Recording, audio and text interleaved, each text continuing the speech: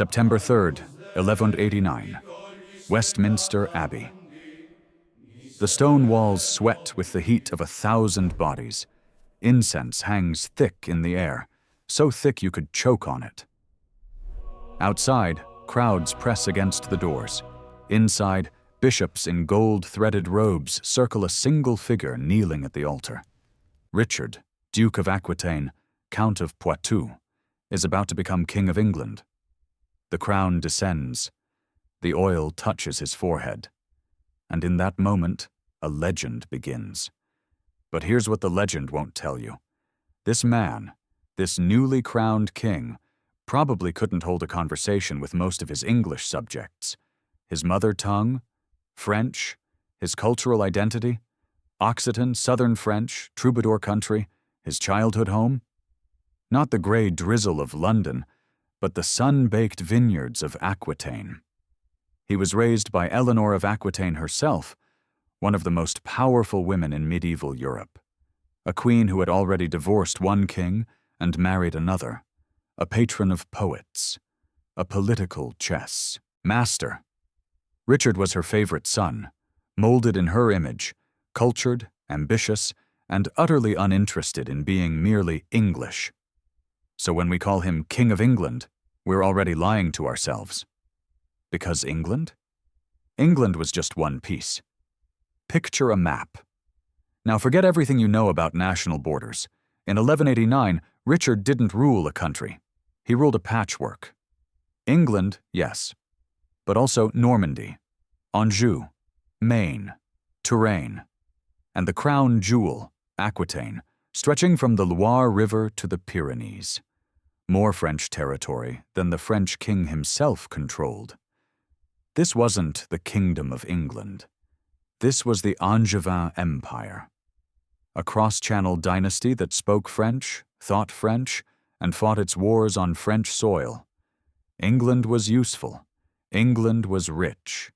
England paid taxes. But England was not home. And Richard? Richard was not some English patriot defending his homeland. He was a European power player, born into a family that treated kingdoms like chess pieces and crowns like bargaining chips. His father, Henry II, had held this empire together through sheer force of will. His brothers had rebelled against their own father, Richard included. This was a family that defined dysfunctional. They didn't just argue at dinner. They raised armies against each other. By the time Richard took the throne, he'd already spent years at war, against his father, against his brothers, against rebellious nobles in Aquitaine who learned the hard way that this prince knew how to siege a castle.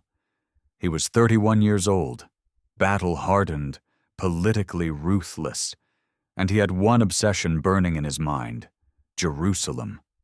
The Holy City had fallen to Saladin 2 years earlier. The Third Crusade was gathering.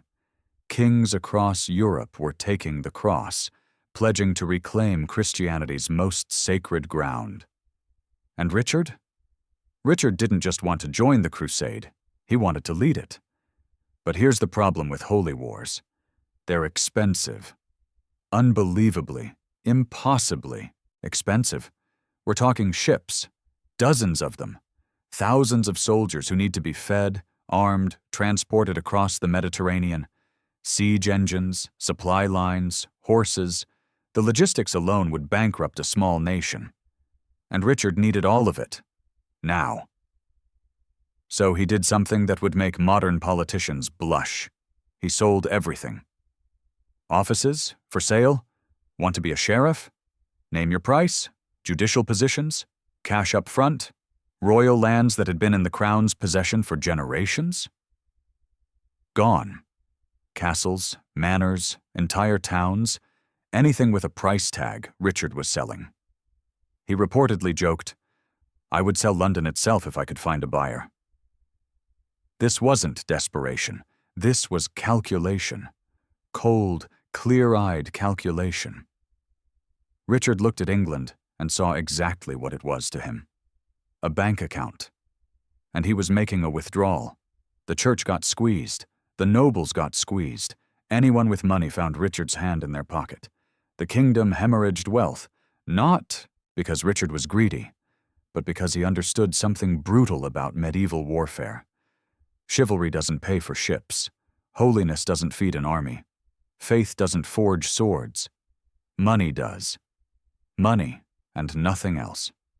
Within months, Richard had assembled one of the largest war chests any crusader had ever carried east. The English treasury was gutted.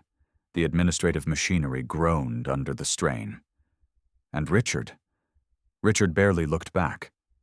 By December 1189, just 3 months after his coronation, he was already planning his departure.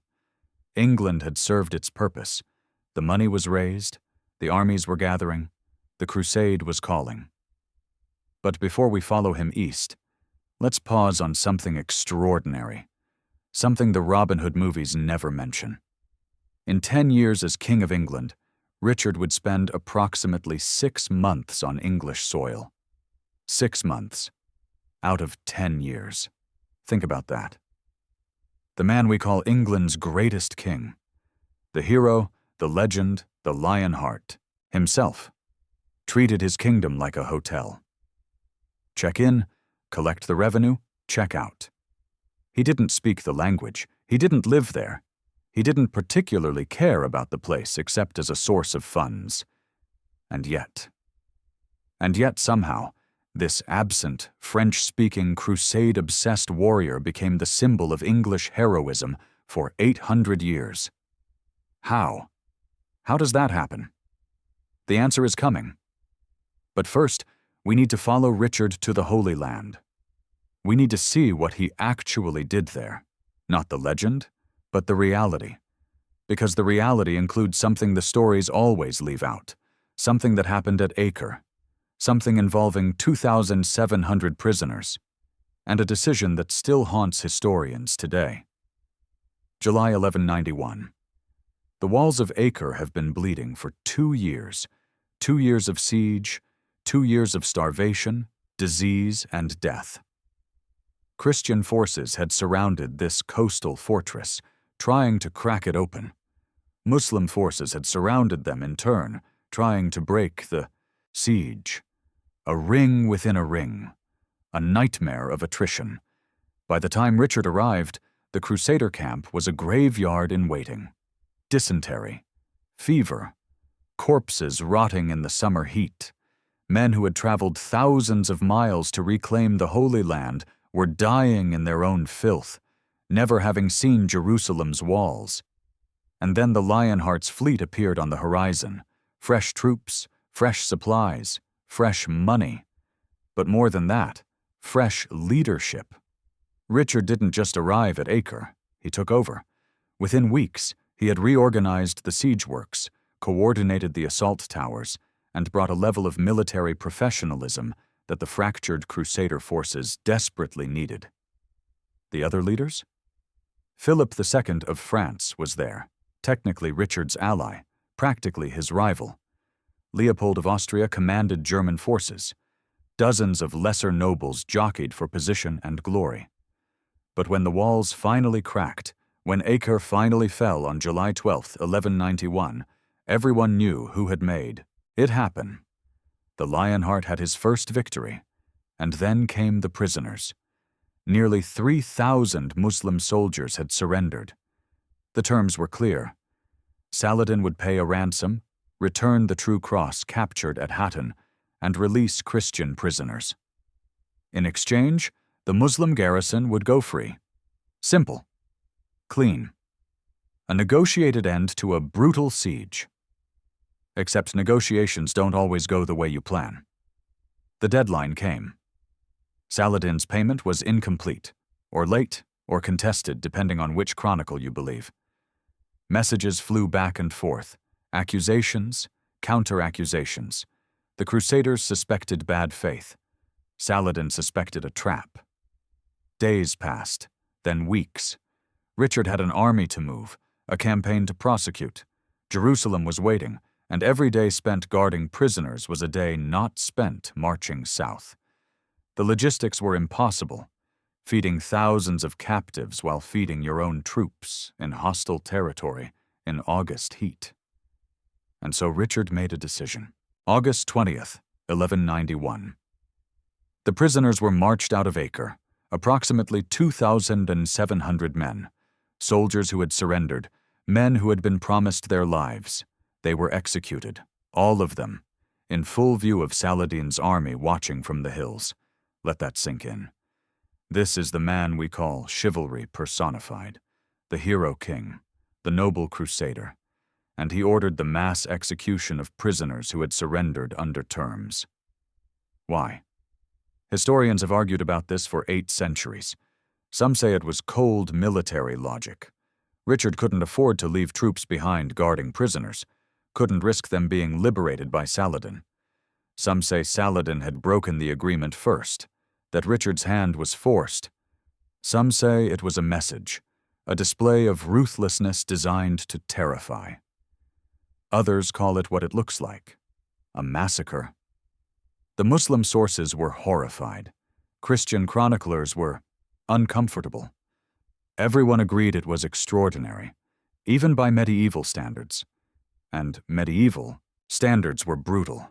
This was exceptional. And here's the thing that should haunt you. It worked. Richard marched south. Saladin's army harassed him constantly but couldn't stop him. The coastal road to Jaffa became a masterclass in military discipline. Picture this. Thousands of crusaders marching in formation, the sea on one side, the enemy on the other. Muslim cavalry charging, probing, looking for weakness, arrows falling like rain, heat that could kill a man in his armor. And the Crusader column just kept moving. Richard had organized them into a defensive formation that seemed almost supernatural. Infantry on the outside, absorbing the cavalry charges. Crossbowmen rotating in shifts, one line shooting while another reloaded. Knights held in reserve, waiting for the perfect moment to counterattack. The discipline was extraordinary.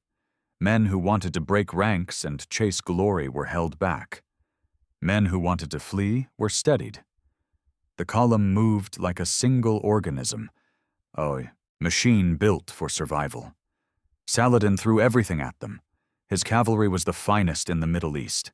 His generals had crushed Crusader armies before.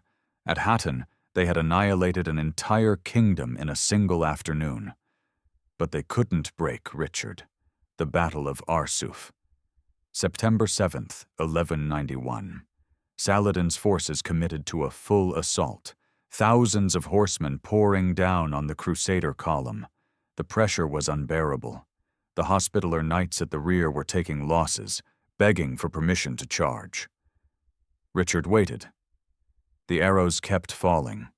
Men kept dying. The line kept holding. Richard waited. And then, at the exact moment when Saladin's cavalry was overextended, when one more minute of waiting would have broken his own men, Richard unleashed the counterattack. The Crusader knights hit like a thunderbolt. The Muslim cavalry, caught in the middle of a charge, couldn't regroup fast enough. The rout was immediate and devastating. Arsuf wasn't just a victory. It was a statement. Richard had beaten Saladin in open battle. He had proven that the Crusaders could fight, could win, could threaten Jerusalem itself. The road south was open. Jerusalem was 60 miles away, and Richard stopped. Wait. What? He stopped? This is where the legend cracks. This is where the hero story falls apart. Because Richard got within striking distance of Jerusalem, not once, but twice, and both times he turned back. Why? Because Richard wasn't a romantic. He was a general. And generals count things. They count soldiers. They count supplies. They count the odds. Jerusalem was a fortress. Taking it would require a siege. Weeks, maybe months. And even if they took it, holding it would require a permanent garrison, supply lines stretching back to the coast, reinforcements that weren't coming. Saladin's army was still intact. The moment the Crusaders committed to a siege, they'd be surrounded, cut off, starving. Hatton all over again. Richard looked at Jerusalem. He calculated the odds, and he said no, twice. The second time, they say, he refused to even look at the city. He covered his eyes and wept, saying he wasn't worthy to see what he couldn't conquer. Or maybe, just maybe, he couldn't bear to look at the prize he knew he'd never claim. September 1192. Richard stands on the coast at Jaffa, staring east toward hills he will never cross. 3 years of war, thousands dead, a fortune spent, England's fortune, squeezed from every noble, every church, every merchant who couldn't run fast enough. And Jerusalem? Jerusalem belongs to Saladin. Still, just as it did when Richard arrived, the Treaty of Jaffa is signed. The terms are acceptable. Christian pilgrims can visit Jerusalem. The coastal cities stay in Crusader hands. A 3-year truce, a negotiated peace, not a victory, not a defeat. Something worse for a legend, a compromise. Richard had won every battle. Acre, Arsuf, Jaffa itself, where he'd personally led a counterattack so reckless, so insanely brave, that even Saladin sent him a gift of horses out of sheer respect. But he lost the war. Or rather, he didn't lose it. He just didn't win it. Jerusalem remained untaken.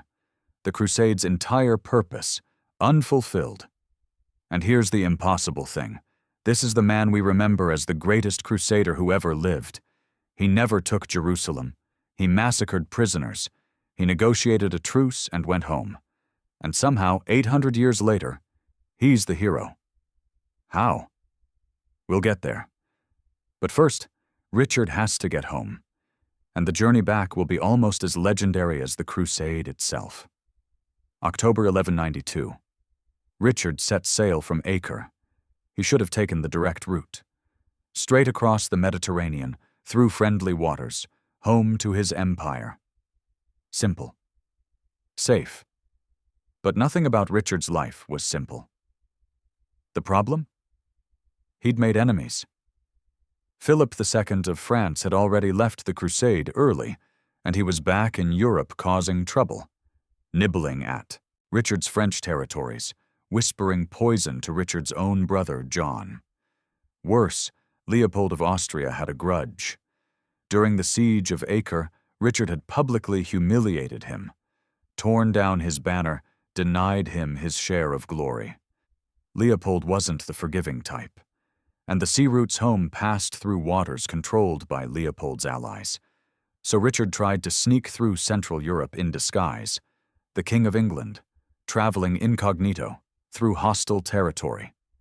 It sounds like a bad movie. It was worse. December 1192, near Vienna. Richard is recognized, captured, handed over to Leopold, who hands him over to the Holy Roman Emperor, Henry VI. The Lionheart, the most famous warrior in Christendom, is now a prisoner, and Henry VI sees an opportunity. The ransom demand? 150,000 marks of silver, an absolutely staggering sum, roughly 3 times England's annual royal revenue, the kind of money that could build cathedrals, fund armies, reshape nations. Henry wanted to break the Angevin Empire, wanted to humiliate England, wanted Richard to rot. Back in England, the news arrives like a thunderbolt. The king is captured. The king is being held for ransom, and the price is impossible. But here's where something remarkable happens, something that reveals a different side of this story. England paid. Not quickly, not easily, but they paid. Every church melted down its silver. Every noble contributed. A special tax, the most comprehensive taxation England had ever seen, squeezed the kingdom dry. Wool, the kingdom's great export, was requisitioned. The Cistercian monks gave an entire year's worth of wool production. Think about that. A king who had spent 6 months in England. A king who had gutted the treasury on his way out the door. A king who couldn't speak English and didn't particularly care about the place. and his kingdom bankrupted itself to bring him home. Why? Was it loyalty? Fear? Obligation? Or was it something simpler? The machinery of government doing what machinery does? Because here's the secret that the absent king story misses. England didn't need Richard. The government ran itself. This is crucial. This is the part that changes everything. When we imagine medieval kings, we picture absolute rulers, hands-on micromanagers. A king leaves, the kingdom collapses. Right? Wrong. Medieval government, especially English government by the late 12th century, was a machine, a bureaucracy. It had chancellors and justiciars and sheriffs and tax collectors. It had procedures. It had institutional memory. And while Richard was off crusading, while Richard was rotting in a German prison, the machine kept running. Hubert Walter. Remember that name.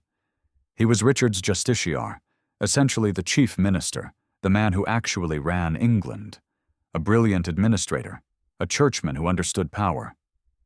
While Richard chased glory in the Holy Land, Hubert Walter collected taxes, maintained order, dispensed justice, and kept the kingdom functional. The ransom? Hubert Walter organized it. The logistics of squeezing 150,000 marks out of an already exhausted kingdom? Hubert Walter made it happen. Richard got the glory. Hubert Walter did the work. And this is the reality behind the legend of the absent king. Yes, Richard was gone.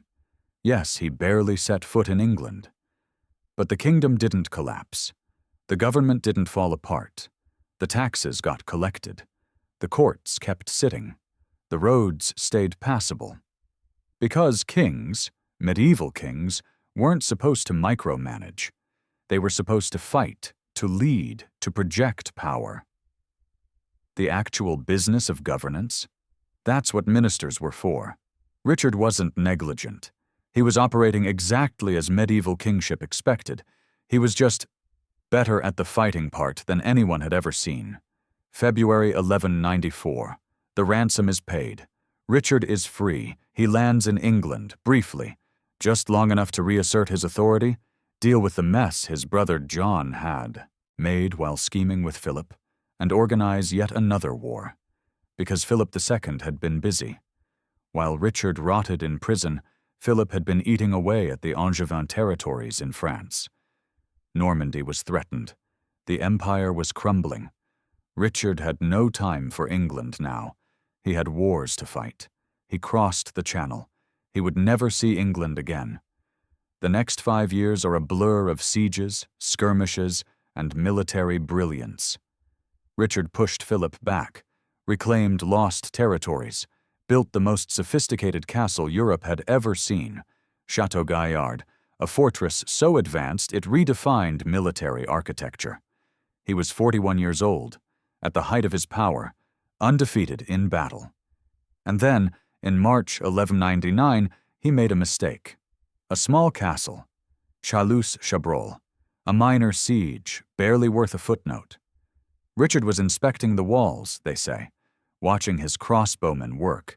He wasn't wearing full armor, a single crossbow bolt, fired by a defender on the walls. Its wardouts struck Richard in the shoulder. The wound festered. Gangrene set in. 11 days later, the Lionheart was dead. April 6th, 1199. Richard dies in his mother's arms. Eleanor of Aquitaine, 77 years old, survivor of 2 kingdoms, 2 husbands, imprisonment, and the deaths of most of her children, holds her favorite son as the fever takes him. The crossbowman who fired the fatal shot. Richard pardoned him, ordered that he be released unharmed and given money. A final act of chivalry, the chroniclers said, the gesture of a noble king. His men ignored the order. After Richard died, they flayed the crossbowman alive. So much for chivalry. Richard's body was divided, literally. His heart went to Rouen, his entrails to Chalus, his body to Fontevraud Abbey, to lie beside his father, the king he had once rebelled against. The Angevin Empire didn't survive him. Within 5 years, his brother John, yes, that John, the villain of every Robin Hood story ever told, had lost Normandy, Anjou, and most of the French territories. The cross-channel empire shattered. England became, for the first time in generations, truly separate from France. And Richard? Richard became a legend. But not yet. Not immediately. Here's the strange thing about legendary status. It doesn't happen overnight. The Richard we know, the noble crusader, the chivalric hero, the good king who inspired Robin Hood, that Richard was built slowly, over centuries, by people who never met him. The real Richard was remembered differently at first. Respected, yes. Feared, absolutely. His military reputation was untouchable. Saladin himself had called him the greatest warrior of the age. But a national hero? England's greatest king? That took time. That took work. That took a fundamental shift in how people thought about the past. And it required Robin Hood. Let's talk about Robin Hood. The earliest Robin Hood ballads appear in the 13th and 14th centuries, 100 years or more after Richard's death. And here's the thing. They don't mention Richard at all. The original Robin Hood wasn't fighting for the absent good king. He wasn't waiting for Richard to return from the Crusades. He was just an outlaw in the forest, robbing and fighting and occasionally being surprisingly violent. Richard got added later. By the 16th century, the connection was established. Robin Hood became the loyal outlaw waiting for good King Richard to return and save England from the wicked Prince John. The story we all know. The story that seems ancient. But it's not ancient. It's a retrofit. A later generation looked back at Richard's absence and thought, what if there was a hero who stayed loyal while the king was away? They invented one. And in inventing Robin Hood's loyalty to Richard, they invented Richard's worthiness of that loyalty. The absent king became the good king. The crusader became the hero. The legend locked into place. The Victorians finished the job. By the 19th century, England was an empire, the largest empire the world had ever seen. And empires need heroes. They need origin stories. They need legendary kings who embodied national greatness before national greatness even existed. Richard fit perfectly. A warrior king who fought for Christendom. Perfect for an imperial nation that saw itself as civilization's defender. A crusader who battled in the Holy Land. Perfect for a country that was, at that very moment, extending its power across the Middle East. A king who was brave, noble, and English? Well, 2 out of 3. Nobody mentioned the French thing. Nobody talked about how Richard probably couldn't speak English. Nobody brought up the 6 months. That would ruin the story. And the story was too good to ruin. Sir Walter Scott's Ivanhoe. Published 1820. Richard appears as the mysterious Black Knight, noble, brave, secretly fighting alongside the Saxon hero against Norman oppressors. Never mind that Richard was as Norman as they came. Never mind that the entire premise was historically absurd. The image stuck. The Lion in Winter. The Adventures of Robin Hood.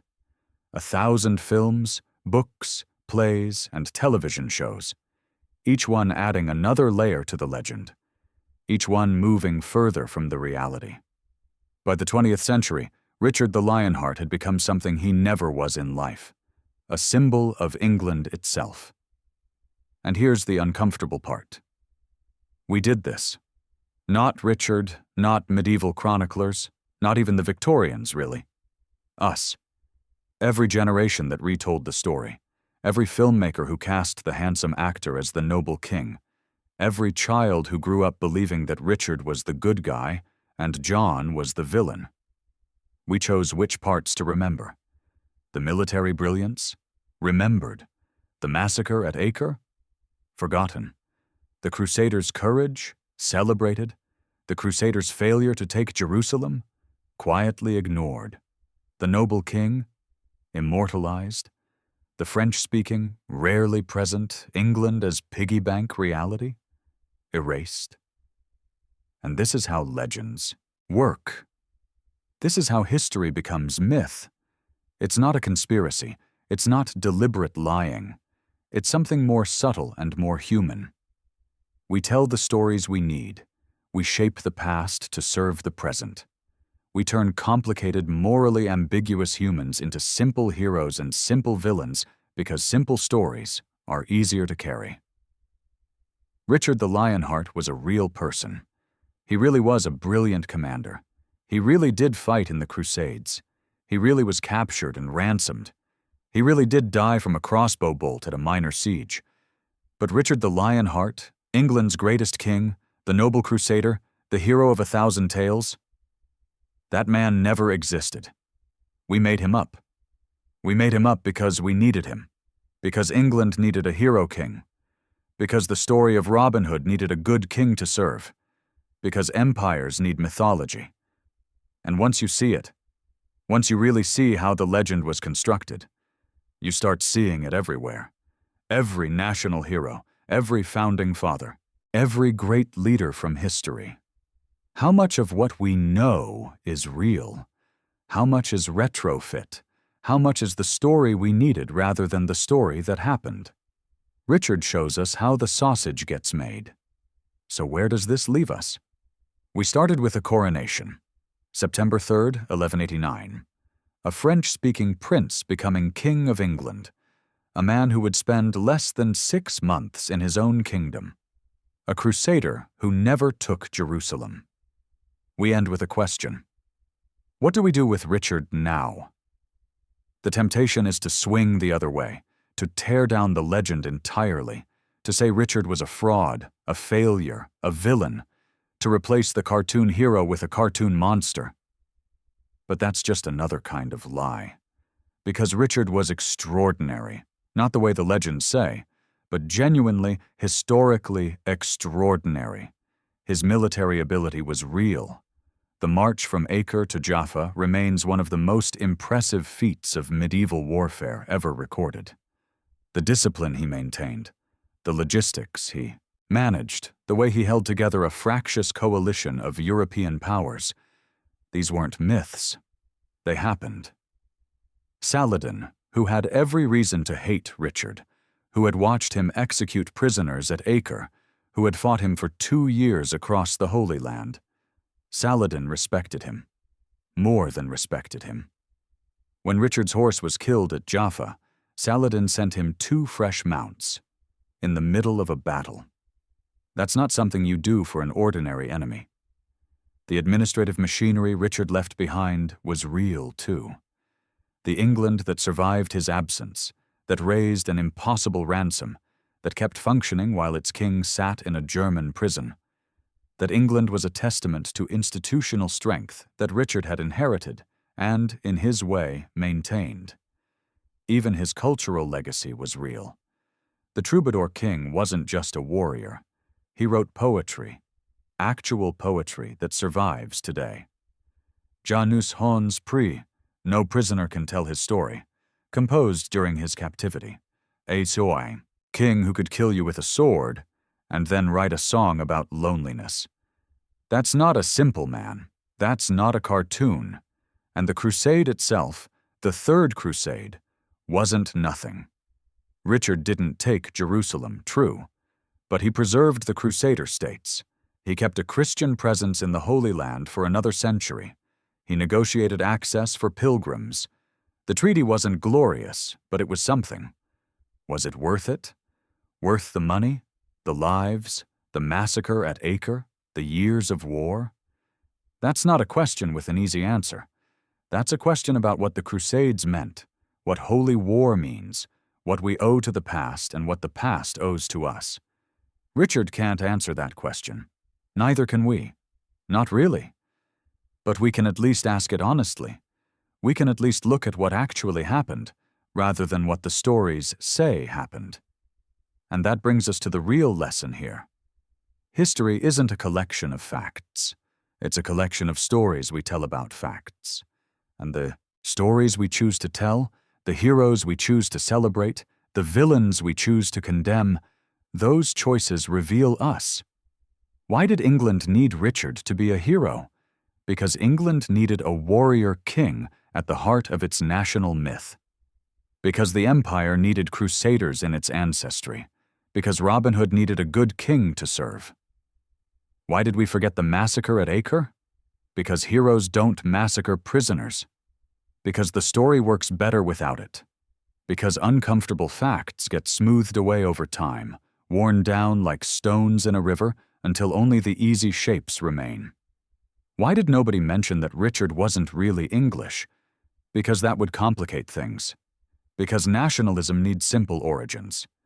Because it's easier to wave a flag for Richard the Lionheart, King of England, than for Richard, Duke of Aquitaine, Count of Poitou, Angevin prince who happened to wear the English crown.